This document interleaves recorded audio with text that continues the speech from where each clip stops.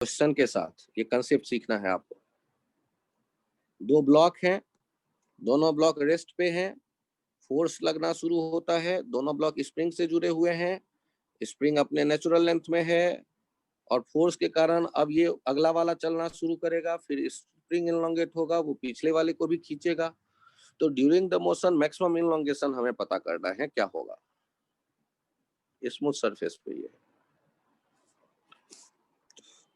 एक का नाम ए और एक का नाम बी रख देता हूं, नहीं पसंद आया। एक का नाम पी और एक का नाम क्यू रख देता हूं।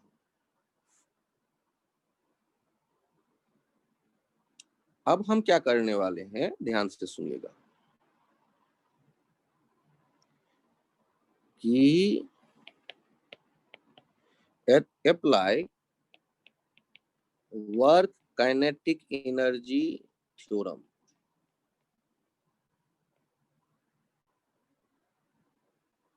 इन centre of mass frame, centre of mass frame of P plus Q to block system. यदि दो ब्लॉक सिस्टम हम देख रहे हैं, उसके सेंटर ऑफ मास फ्रेम में जाकर हम work kinetic energy theorem apply करना चाहते हैं। ध्यान दीजिएगा, वर्क काइनेटिक एनर्जी थ्योरम कहता क्या था? Work done net equals to delta K. आप सेंटर ऑफ मास को पहले देखिए और सेंटर ऑफ मास का एक्सलेशन बताइए। तो एफ नेट जो एक्सटर्नल लग रहा होगा उसको सिस्टम के मास 2m से डिवाइड कर देंगे तो वो आ जाएगा सेंटर ऑफ मास का एक्सप्रेशन। तो सेंटर ऑफ मास जो है वो एक्सेलरेटेड है, तो सेंटर ऑफ मास को घोड़ा समझ के, सेंटर ऑफ मास को कार समझ के उसमें बैठ जाइए आप, और वो कार एक्सेलरेटेड है तो उसमें बैठ के जब आप दुनिया देखेंगे तो नॉर्मल mg इस सब के अलावा आपको एक स्यूडो फोर्स भी दिखना शुरू होगा। तो वर्क डन नेट की जब बात करेंगे तो कौन कौन सा वर्क डन देखा जाएगा? Work done work done, gravity, work done, spring, work done, pseudo, work done, friction equals to delta के। चूंकि फ्रिक्शन नहीं है इसे हटा दो। अब मुझे बताओ, सेंटर ऑफ मास एक्सेलरेटेड किधर होगा? सेंटर ऑफ मास किधर एक्सेलरेटेड होगा? जिधर नेट फोर्स लग रहा है, तो उस पे तो आप बैठे हुए हो ऑब्जर्वर, तो स्यूडो किधर लगाओगे? MACM इधर लगाओगे, MACM इधर लगाओगे।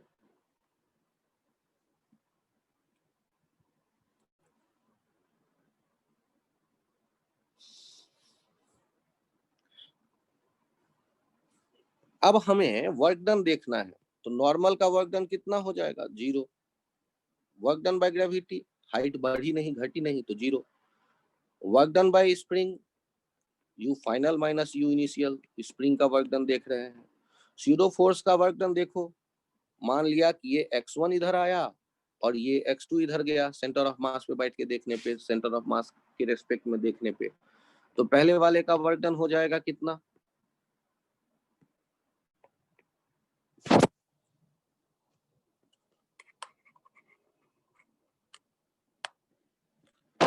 पहले वाले का स्यूडो फोर्स का वर्क डन देखेंगे पहले वाले ब्लॉक पे,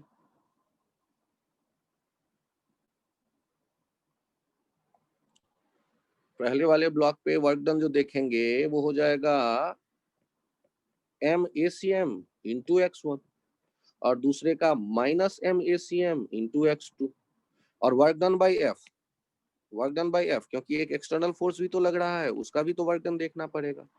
उसका वर्क डन हो गया होगा F into x2 plus 0 plus 0 plus you final minus you initial ना, वर्क डन बाई स्प्रिंग होता है you initial minus you final,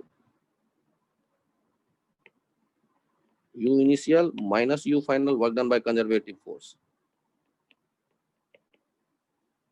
और इक्वल्स टू, जब आप सेंटर ऑफ मास पे घोड़े की तरह बैठ के देख रहे हैं तो मैक्सिमम इलॉन्गेशन पे दोनों मैक्सिमम दूरी पे जाके रुक गया, क्योंकि जब तक वो जाता रहा x1 मैक्सिमम x2 मैक्सिमम, वो रुकेगा फिर वापस आएगा। सेंटर ऑफ मास पे हम बैठ के देखेंगे तो दोनों ब्लॉक एक दूसरे के नजदीक आता होगा फिर दूर जाता होगा, नजदीक आता होगा फिर दूर जाता होगा, ऐसा दिखेगा।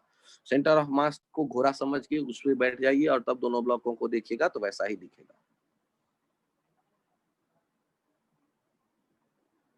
अब हमारे पास क्या क्या आ गया, एक लाइन और आगे बढ़ते हैं।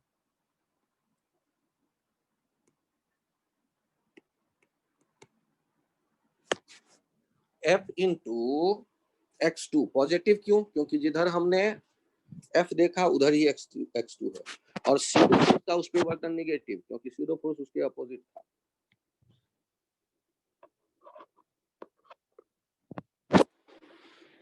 अभी यदि सॉल्व करें और x1 प्लस x2 हमें मैक्सिमम वाला निकालना है, वो हमें मिल जाए तो हमारा काम बन जाएगा।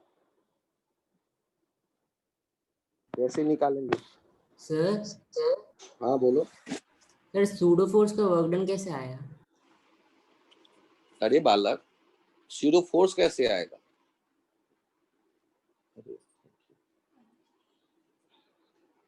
क्या सभी को बता दो।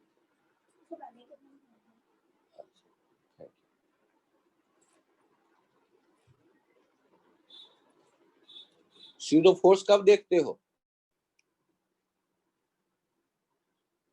ग्राउंड फ्रेम में या एक्सीलरेटेड फ्रेम में? एक्सेलरेटेड। सेंटर ऑफ मास का एक्सप्रेशन है या नहीं है? है सर। तो जब भी कभी आप वर्क डन की बात करोगे वर्क काइनेटिक एनर्जी थ्योरम के, तो एफबीडी में जितने फोर्स होंगे सबका ना वर्क डन लेना पड़ेगा। Yes sir. तो जब तुम्हारा ऑब्जर्वर है सेंटर ऑफ मास पे बैठा हुआ जो एक्सेलरेटेड है, तो जब वो एफबीडी बनाएगा तो एनएमजी स्प्रिंग फोर्स के अलावा सीडो फोर्स क्या नहीं लगाएगा? यस सर लगाएगा। तो आज तुमने एक पॉइंट और सीखा कि जब किसी एक्सेलरेटेड फ्रेम से हम देखेंगे इवेंट को तो हमें सीडो फोर्स का वर्क डन भी देखना पड़ेगा। चलो आगे बढ़ाते हैं कहानी। F into x2 plus u initial 0 minus u final. u final कितना? Half K x1 plus x2 square plus m, centre of mass का एक्सलेशन था F/2m into x1 minus m F/2m into x2 equals to 0। यहां तक चले आए।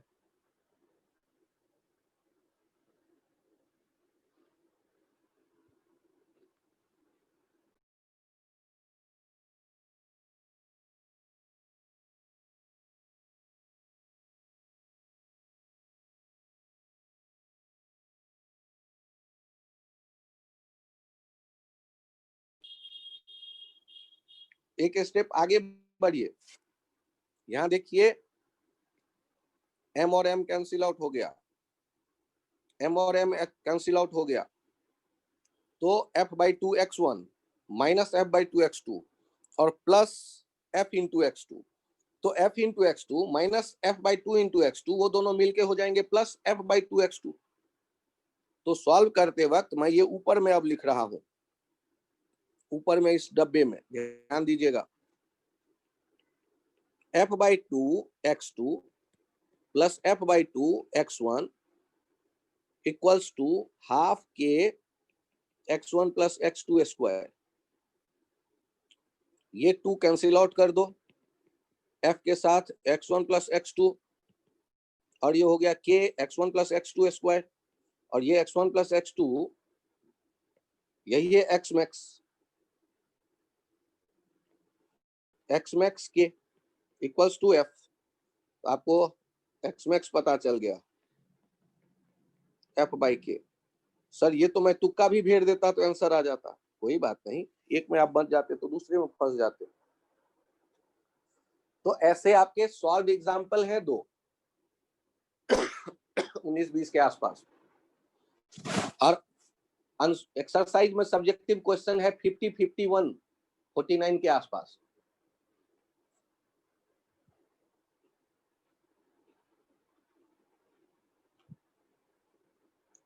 वो सारे अब आपके बन जाएंगे। पहले तो ये कहानी दिमाग में सेट हो, ये मुश्किल काम है। समझ में किनके थोड़े थोड़े आए वो हैंड राइज करो पहले।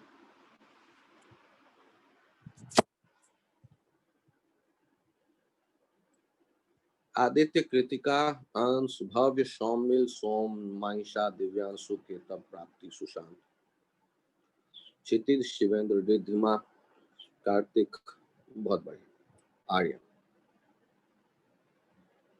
तो घबराना नहीं है, हम कोशिश कर सकते हैं, हम लोग कोशिश ही करेंगे। अच्छा ये देखना, ये रेस्ट, ये भी रेस्ट, ये नेचुरल लेंथ, ये m1, ये m2, और एक साथ F फोर्स लगना शुरू हुआ T0 पे। Find maximum elongation. अच्छा मुझे ये बताओ, यहाँ सेंटर ऑफ मास का एक्सप्रेशन कितना होगा? Net external force upon mass of system, mass of system. आप आखिर किसके सेंटर ऑफ मास की बात कर रहे हो? तो सीधे के सेंटर ऑफ मास की मैं बात कर रहा हूँ। तो नेट फोर्स वहां कितना दिख रहा है? F माइनस F, और मास कितना? 2m। अब मुझे बताओ, सेंटर ऑफ मास एक्सेलरेटेड है या नॉन एक्सेलरेटेड?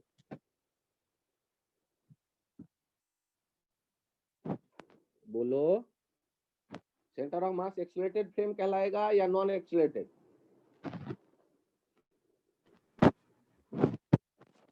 अरे भाई, एक्सेलरेशन 0 माने नॉन एक्सेलरेटेड। नॉन वर्ड का पता है ना, नॉन एक्सेलरेटेड, जहां एक्सेलरेशन नहीं है। Centre of mass frame is non accelerated frame, तो सीडो फोर्स होगा ही नहीं। अब वर्क डन देखोगे तो work done F on M1, work done F on M2, work done spring, work done normal, work done gravity, pseudo है ही नहीं, इक्वल्स टू डेल्टा के। यदि ये मैक्सिमम इनलोंगेशन की बात करते हो, मान लो ये x1 तक आया और ये x2 तक गया, और फिर से वो सेंटर ऑफ मास के रेस्पेक्ट में हमने देखा फिर से वो रेस्ट पे पहुंच गया। तो सेंटर ऑफ मास पे देखेंगे तो लेफ्ट राइट यहाँ ऑसिलेशन जैसा होने लगता है। तो मैक्सिमम इनलोंगेशन पे फिर से ये रेस्ट पे पहुंचा, तो डेल्टा के शुरू में भी 0, फाइनल भी 0 होती है, 0। नॉर्मल का वैसे ही 0 दिख रहा है, इस ग्रेविटी का 0 दिख रहा है क्योंकि हाइट नहीं बदला। F का वर्क डन क्या सोचेंगे? F into x1 plus F into x2, spring का 0 minus half K x1 plus x2 square equals to 0। Solve कर लीजिए, x1 प्लस x2 आ गया ट्वाइस F बाई के, कहानी खत्म। सर यही है x max. By F on M2 minus FX2 नहीं होगा? फिर से बोलो। Sir work done by F on M2 x1, ध्यान से बालक, ध्यान से, m1 किधर जाते मैंने माना? लेफ्ट, लेफ्ट या राइट? लेफ्ट, और फोर्स किधर लग रहा है? लेफ्ट, दोनों जब एक ही डायरेक्शन में है तो नेगेटिव होगा वर्क डन। पॉजिटिव ही होगा। फिर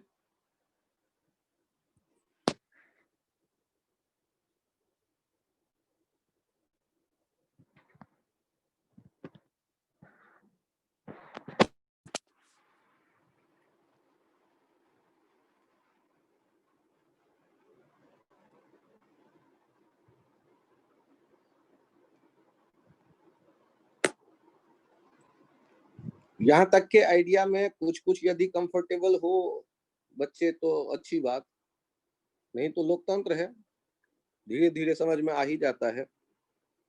आपके समझ में आ रहा हो तो आप खास हैं, भीड़ से अलग।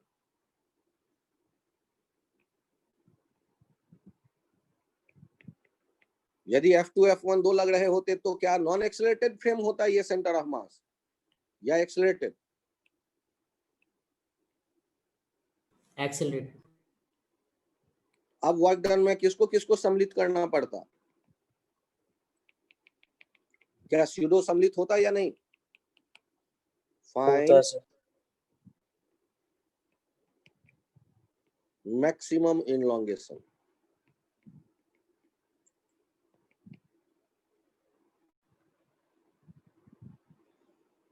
तो फिर से क्या करते? तो सॉल्व करते वक्त सबसे पहला काम करते एसीएम देखते। मैंने मन ही मन मान लिया कि F2 बड़ा है। सर ऐसे कैसे मान लोगे? तो जब कुछ नहीं कहा जाता है तो जो आपकी मर्जी, M1 प्लस M2, ये राइट की तरफ एक्सेलरेशन देखो तो स्यूडो फोर्स किधर लगते देखोगे? M1 ACM, M2 ACM। Centre of मास से जब देखेंगे ये X1 इधर आया और सेंटर ऑफ मास से ये दोनों एक दूसरे से दूर जाएंगे, फिर दोनों एक दूसरे के नजदीक आएंगे। ऑसिलेशन होता दिखता है जब सेंटर ऑफ मास वाले घोड़े पे बैठ जाते हो। उसके बाद अब वर्क डन में किसका किसका वर्क डन लिखा जाएगा? थोड़ा अकल लगा के बताओ। Applying work kinetic energy theorem in center of mass frame. तो work done by F1 plus work done by F2 plus work done by pseudo plus work done by spring plus work done by normal plus work done by gravity equals to delta K. Delta K 0, work done by gravity 0, work done by normal 0. बचा कौन? F1 X1 plus F2 X2 plus 0 minus half K X1 plus X2 square. यही X1 plus X2 maximum है। ये work done bye spring लिख दिया। Work done bye pseudo देखते हैं, M1 ACM into X1 minus M2 ACM into X2 equals to 0। करिएगा, result आ जाएगा, X1 plus X2 का वैल्यू आ जाएगा। डेटा के 0 क्यों? क्योंकि मैक्सिमम डिस्प्लेसमेंट, मैक्सिमम इनलोंगेशन पे दोनों रुकेंगे, फिर वापस आएंगे सेंटर ऑफ मास से देखने पे।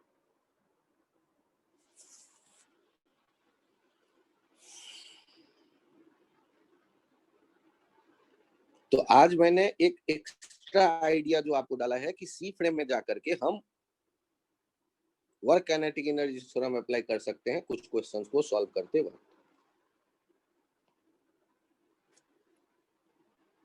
अभी की कहानी यहीं तक रखते हैं। आप लोग एक्सरसाइज कंप्लीट कर लीजिए HCV आगे, ठीक? फिर उसके अगले टर्न पे एक्सरसाइज 1 बना लीजिएगा अपने जिज्ञान के सेंटर ऑफ मास का। फिर उसके अगले टर्न पे एक्सरसाइज 2 बना लीजिए। मतलब बैठ के दिन भर एक ही काम करिए, यदि टाइम है तो सेंटर ऑफ मास के चुन के, अरे centre of mass collision momentum वाले चैप्टर के चुन के क्वेश्चन बनाइए। कुछ नहीं समझ में आए, conservation of momentum, conservation of energy, equation लिखते चलिए, Newton's law of collision, result आता जाएगा सॉल्व करने। Okay sir. अभी के लिए मात्र इतना ही। अब आपका बहुत बड़ा, मतलब 3 दिन 4 दिन दिन रात लग करके सारे एक्सरसाइज खत्म करना है। अगले टर्न पे मैं सेंटर ऑफ मास में कुछ बचा हुआ कुछ आइडिया और ऐड कर दूंगा, लेकिन आप लोग ट्राई करिए पूरा HCV। Thank you, bye bye, good night.